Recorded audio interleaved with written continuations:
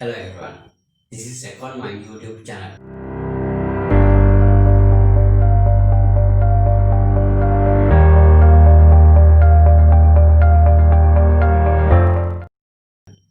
In my previous presentation, I tried to explain the importance of using differentiation rules in economics, especially to find the marginal values, to find the maximum points or minimum point of a function. In this presentation, I want to explain three main differentiation rules that can be used for economics, especially to identify the marginal values when the total functions are given.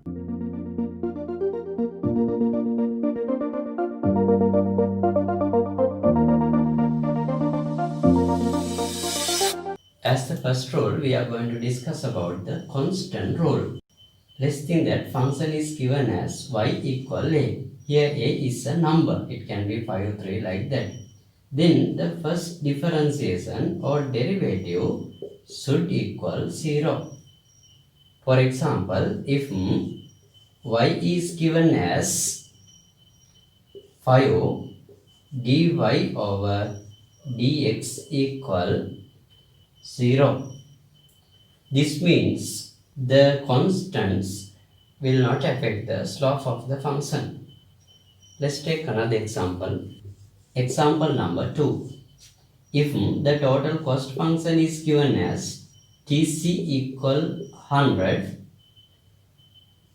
dTc over dq, here we differentiate with respect to q, then this becomes 0. Now we are in the second rule, that is power rule. Power rule. If y equal a x to the power n dy over dx equal n a x n minus 1. With example, let's try to understand this story. If y equal 3x squared dy over dx, here according to this one should be subtracted from this one, and here this n must come here. Then 3 into 2, 6, x, 2 minus 1, it is 1, we don't write. This is what the first derivative. Example number 2, if Tc is given as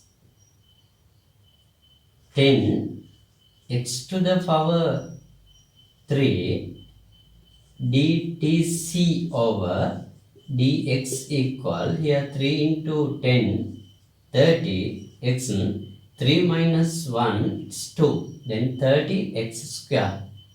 Before talking about the third rule, I want to tell something else. So far, I wrote the function as y, but there is another way of writing this one. It is as fx. This means x is the independent variable and y is the function of x.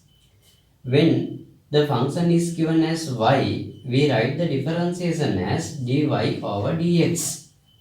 In the same way, when the function is given as fx, we take the first derivative as f dash x. Right, now we are in the third rule. It is called summation rule.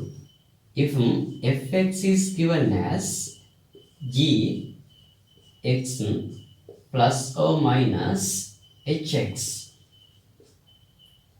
then we can differentiate them respectively, I mean one after the other one. Here we take g dash x plus or minus h dash x. Let's take an example. Example number 1. If fx is given as 2x cubic plus 3x minus 5, f dash x, here 3 must come here as a product, 3 into 2, 6, x square plus, here 1 is there, 1 minus 1 means 0, 0 to the base of any should be 1, then this should be 3 into 1, that's 3. Now that this is a constant, we can use the constant rule and it becomes 0. Then this is what the answer. Let's take another example. Example number 2. If y is given as 5x square plus 3x minus 8 dy over dx, we differentiate this one first. 2 into 5, 10x plus, here we have to just write the value without x, it is 3, minus 8 becomes 0. Then this is what the answer. By using these two rules, we can derive the marginal functions based on the total function.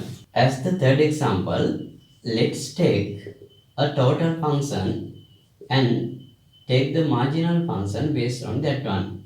Tc equal 4 q to the power 3 minus 4q square plus 3q plus 5.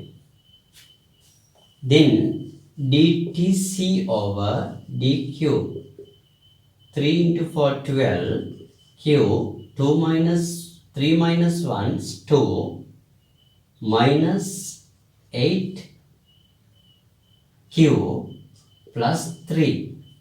Actually this is the marginal function, therefore we can write as marginal cost function. MC equal 12q square minus 8q plus 3. Let's take another example. Example number 4. TR, total revenue function, equal minus 4q square plus 3q plus 4. Then dTR over dQ means the marginal revenue function equal 2 into 4, 8. Then it is minus 8q plus 3. This is how we derive the marginal functions by using the total functions. Okay. In this presentation, I just explained 3 rules of differentiation that can be used for understanding economic concepts. Especially when the total function is given, we should be able to obtain the marginal functions. That's what we did with this simple explanation. In my next presentation, I try to explain how the total functions are differentiated and find the maximum points or minimum points. Further, we have to understand whether it is a maximum point or minimum point by using the second derivatives or differentiation of the second order differentiations. So, keep in touch with me. We will be able to understand the facts better, go in the subject deep and understand how interesting subject in economics when the mathematical implication is there. Right. Thanks for watching. We will see you with the next presentation.